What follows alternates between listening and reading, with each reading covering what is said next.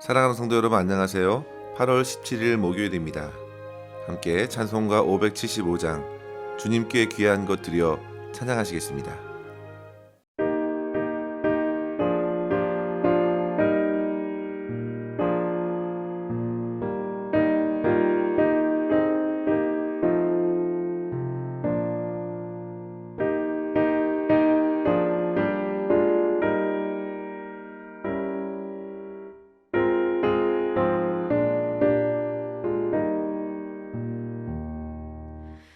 주님께 귀한 것 드려 젊을 때 힘다하라. 진리의 싸움을 할 때 열심을 다하여라. 모범을 보이신 굽히지 않으셨네. 너희는 충성을 다해 주님을 섬기어라.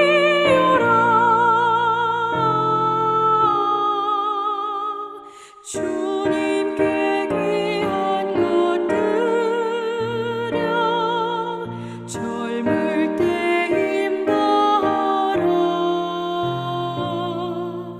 구원의 갑주를 입고 끝까지 싸워라. 주님께 귀한 것 드려 내 몸과 내 마음도 주 위에 모든 것 바쳐 힘 다해 섬기어라. 독생자 보내신 성부 은혜를 베푸시니 너희는 정성을 다해 주님을 섬기어라. 주님께 귀한 것 드려 젊을 때 힘 다하라.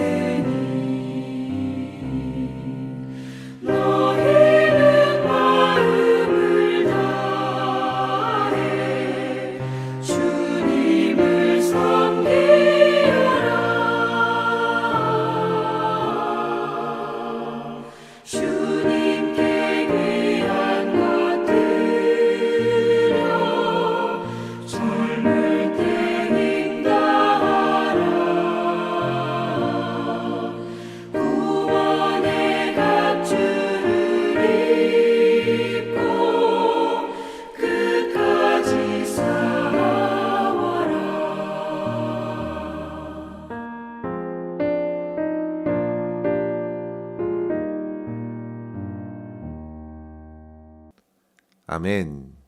이 시간 함께 나눌 말씀은 사도행전 23장 1절에서 11절입니다. 바울이 공회를 주목하여 이르되 여러분 형제들아 오늘까지 나는 범사의 양심을 따라 하나님을 섬겼노라 하거늘 대제사장 아나니아가 바울 곁에 서 있는 사람들에게 그 입을 치라 명하니 바울이 이르되 회칠한 담이여 하나님이 너를 치시리로다 내가 나를 율법으로 심판한다고 앉아서 율법을 어기고 나를 치라 하느냐 하니 곁에 선 사람들이 말하되 하나님의 대제사장을 내가 욕하느냐 바울이 이르되 형제들아 나는 그가 대제사장인 줄 알지 못하였노라 기록하였으되 너의 백성의 관리를 비방하지 말라 하였느니라 하더라. 바울이 그중 일부는 사두개인이요 다른 일부는 바리새인인 줄 알고 공회에서 외쳐 이르되 여러분 형제들아 나는 바리새인이요 또 바리새인의 아들이라 죽은 자의 소망 곧 부활로 말미암아 내가 신문을 받노라. 그 말을 한즉 바리새인과 사두개인 사이에 다툼이 생겨 무리가 나누어지니 이는 사두개인은 부활도 없고 천사도 없고 영도 없다 하고 바리새인은 다 있다 함이라.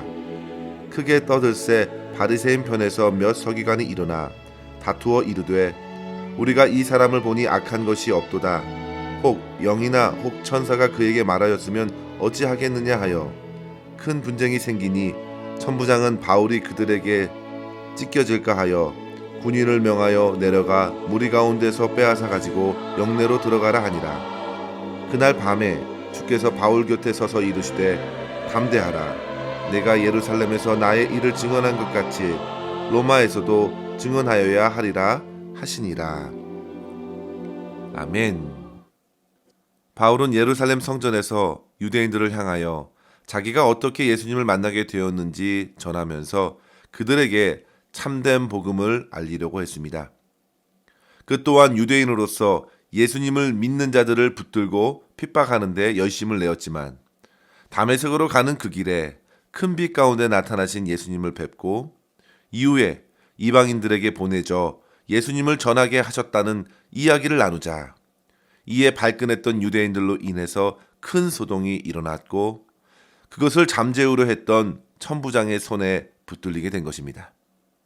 그래서 다음날 천부장은 유대인들이 바울을 고발한 이유를 알고자 하여 정식으로 공회를 열게 하였고 바울을 그 자리에 세웠습니다. 그리고 오늘 본문에서 공회의 사람들에게 자기 자신을 바울이 변호하고 있는 것입니다. 예전에 말씀드린 적이 있는데요. 산헤드린 공의회는 대제사장 1명과 70명의 공회원으로 구성된 유대인 자치의회라 할 수 있습니다. 그들은 유대 지역에서 종교적이고 정치적인 행정을 펼칠 수 있었고 그에 따른 재파권을 부여받았습니다. 공회원 70명은 주로 바리새인들, 사두개인들, 서기관들과 같은 종교 지도자들로 구성되어 있었습니다.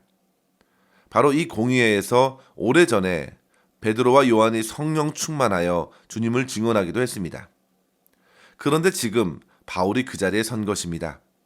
성도 여러분, 사실 바울은 바리새인으로서 예전에 공회의 허락을 받아 주님을 믿는 자들을 붙들려고 가다가 그만 예수님을 만났습니다. 그런데 이제 수년이 지나서 다시 주님을 가장 강력하게 핍박하고 있는 그 공의회로 돌아가 반대로 주님을 전하는 것입니다. 놀라운 하나님의 역사입니다. 하나님께서는 바울을 그렇게 변화시키셨고 그를 통해서 가장 주님을 저항하고 주님을 회방하는 데 앞장서고 있는 유대인들에게까지 복음을 전하게 하신 것입니다. 사랑하는 성도 여러분, 바울이 복음을 전할 때에 결코 주눅들면서 전하지 않고 있습니다. 숫자로 그 사람들은 훨씬 많았고 사회적인, 종교적인 권위로 중무장한 그들에게도 바울은 참으로 담대하면서도 그들을 형제로 불러가면서 지혜롭게 복음을 전한 것입니다. 성도 여러분, 우리도 복음을 전할 때 주눅들 이유가 없겠습니다. 복음 대신 주 예수 그리스도께서 진리 되시기 때문입니다. 인생의 문제를 해결하시고 사망에 묶인 인생에게 참 자유와 생명을 주시는 주님을 담대하게 그리고 겸손하게 전할 수 있기를 바랍니다. 무엇보다도 본문에서 바울은 두 가지의 중점을 두고 복음을 전하고 있음을 보게 되는데요. 이 시간 각각 내용을 살펴보면서 은혜를 나누고자 합니다. 첫째로 성도 여러분, 바울은 양심의 꺼리낌 없이 오직 하나님의 말씀을 따라 복음을 전했습니다. 그가 1절에 말하기를 형제들아 오늘까지 나는 범사의 양심을 따라 하나님을 섬겼노라 했습니다. 그는 과거의 유대인이었을 때에도 양심을 따라 예수님을 믿는 자들을 붙잡는 것이 곧 하나님을 위한 것으로 여기고 최선을 다해서 그들을 잡으러 간 것입니다. 그가 다른 사람들을 속이거나 겁박하거나 배신을 하는 등 어떤 기본적인 양심에 어긋나는 행동을 결코 하지 않았다고 고백합니다. 일반적으로 성도 여러분, 양심이라 할 때 그것은 마음의 재판관이 되어서 옳고 그름을 판단하는 아주 중요한 역할을 하지요. 그런데 이 양심이 세상의 다양한 가치관의 영향을 받고 무엇보다도 죄로 인해서 심각한 손상을 입게 되면서 제 기능을 하지 못하는 것이 큰 문제입니다. 그러나 성도 여러분, 사도 바울은 예수님을 만나기 이전에 그의 양심은 어디에 뿌리를 내리고 있었습니까? 바로 율법에 있었습니다. 그가 알고 배운 말씀에 그는 뿌리를 내리고 있었습니다. 지금 자기는 그와 같은 양심을 지키며 하나님을 섬겼다고 고백하는 것입니다. 그러자 대제사장 아나니아가 바울 옆에 있는 사람들에게 그의 입을 치라고 명령을 내렸는데요. 그러나 바울이 다소 강한 어조로 말합니다. 3절 말씀입니다. 회칠한 담이여 하나님이 너를 치시리로다. 내가 율법대로 심판한다고 앉아서 율법을 어기고 나를 치라 하느냐. 성도 여러분, 바울이 상당히 율법과 말씀에 능하다는 것을 우리가 알 수 있습니다.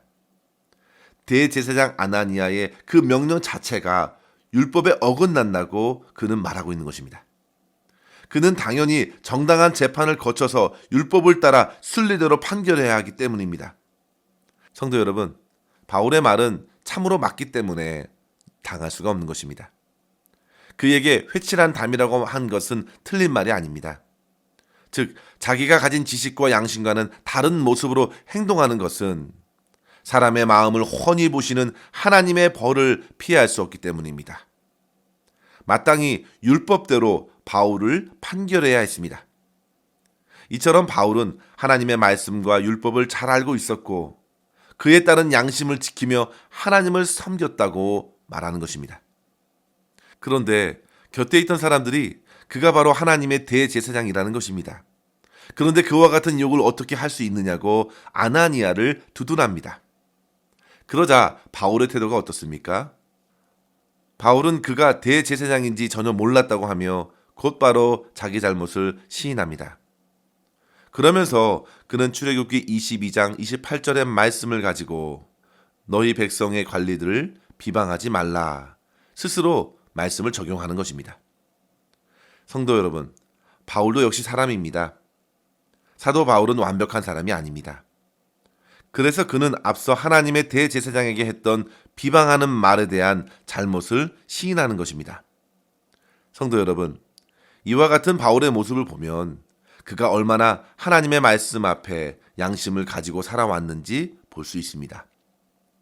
사랑하는 성도 여러분, 그렇다면 저와 여러분의 양심은 어디에 뿌리 내리고 있습니까?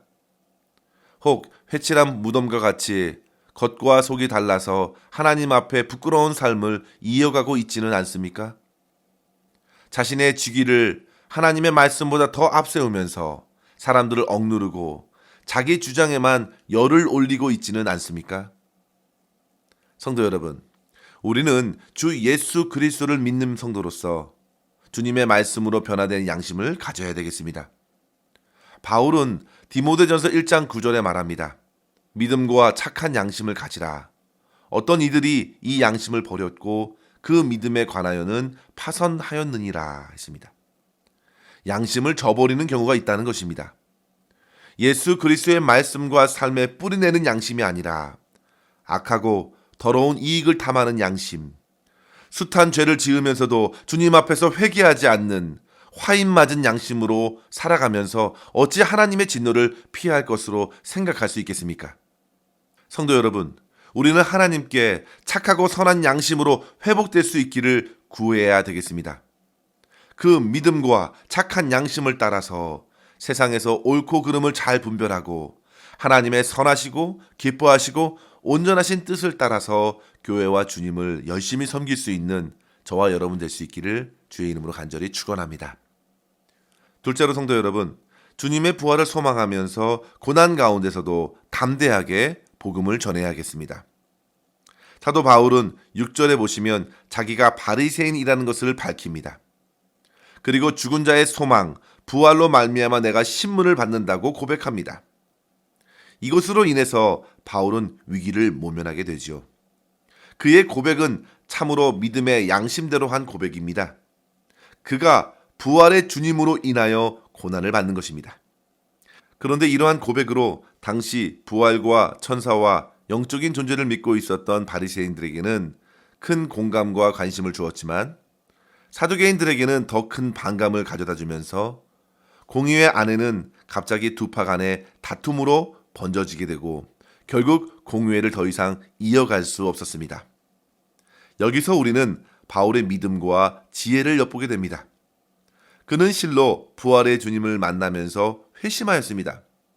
그의 양심의 뿌리가 율법을 넘어서서 예수 그리스도의 복음으로 깊이 있게 뿌리내리게 되었습니다. 약속하신 메시아 그리스도가 예수님이심을 부활하신 주님을 만나 뵙고 나서야 분명해졌기 때문입니다. 이후에는 그는 겁없이 복음을 전했습니다. 성령께서 아무리 고난이 주어질 것이라고 예고하셔도 바울은 자기 생명을 조금도 귀한 것으로 여기지 않고 복음을 전했습니다. 부활의 예수 그리스도를 전하는 데 받는 고난은 또 다른 생명을 낳고 더 큰 담대함으로 이어졌습니다. 그렇다면 성도 여러분, 저와 여러분의 고난도 이와 같은가요?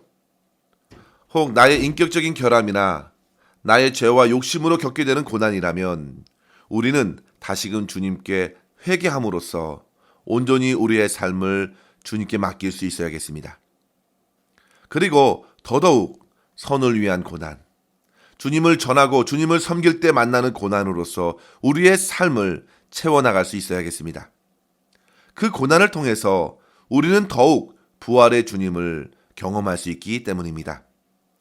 사랑하는 성도 여러분, 바리새인들 가운데 몇몇 서기관들은 바울에게서 어떤 악한 것도 찾을 수 없었다고 했습니다. 그는 결국 그 분쟁에서 빠져나왔고 그날 밤에 주님의 말씀으로 큰 위로를 받고 더욱 담대하게 복음으로 무장할 수 있었습니다. 사랑하는 성도 여러분, 저와 여러분도 선한 양심으로 세상을 올바르게 분별하고 주 예수 그리스도의 복음만을 담대하게 전할 수 있는 그러한 삶을 살아낼 수 있기를 주의 이름으로 간절히 축원합니다. 기도하겠습니다. 하나님 아버지 감사합니다.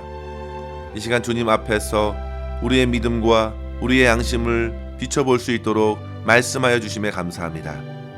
아버지 하나님, 저희가 믿고 전하는 주 예수 그리스도의 복음이 단지 문자적이거나 지식적인 복음이 아니라 실제 우리의 양심과 마음을 온전히 새롭게 하시는 살아있는 복음이 될 수 있기를 소망합니다.